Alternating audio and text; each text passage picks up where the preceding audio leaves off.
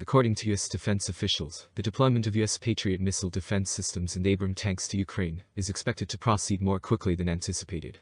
According to the defense officials, 65 Ukrainian soldiers will soon finish their system training at Fort Sill, Oklahoma. According to the officials who spoke to reporters at Fort Sill, the troops will then proceed to Europe for more training on the two Patriot systems, one American and one made by the Germans and Dutch, that will be deployed to Ukraine in the coming weeks. Shortly after, it was reported that the US would send older Abrams tanks to Ukraine to speed up the time it takes for them to arrive. The Patriot deployment announcement was made. The decision to expedite the shipment of tanks and Patriot missiles was made as Ukraine was getting ready to launch a spring offensive against Russian forces, which would largely rely on the more potent and sophisticated systems that Western nations had agreed to send, such as tanks and other armored vehicles. The 65 Ukrainians have been training at Fort Sill since January 15, and the US instructors were able to significantly shorten the course's duration, due to the Ukrainians' pre-existing familiarity with air defense systems, according to the officials. Brig. Gen. Shane Morgan, the commander of Fort Sill, said that the Ukrainian soldiers were impressive and definitely a quick study. It was simpler though still challenging because of their extensive air defense knowledge and combat zone experience. Although the accelerated training schedule for Ukrainian troops would take several months, Pentagon spokesman Brig. Gen. Patrick stated in January that it typically takes US soldiers about a year to complete training on the Patriot.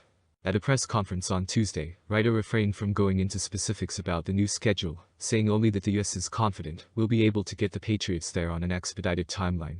Ages of the Ukrainian soldiers in training range from 19 to 67. They arrived in the middle of January and will begin their training soon. The Fort Sill official described the training schedule as aggressive, with Ukrainians training every day from 7 a.m. to 6 p.m. The US's announcement that it would send a Patriot battery to Ukraine at the end of 2022 was a welcome one for Ukraine, who had repeatedly requested the air defense capability.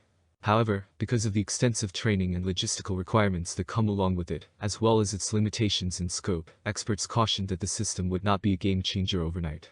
Former US Army Europe commander and retired Lieutenant Gen. Mark Hertling told CNN in December that these systems don't pick up and move around the battlefield. You position them to protect your most important strategic target, such as a city like Kiev. Anyone who believes that this system will span the 500-mile border between Russia and Ukraine is simply unaware of how the system works. According to Morgan, the Ukrainian troops were handpicked by their country, and the best of the best in what they do, and their daily training in Oklahoma was overseen by the Army's 3rd Battalion, 6th Air Defense Regiment.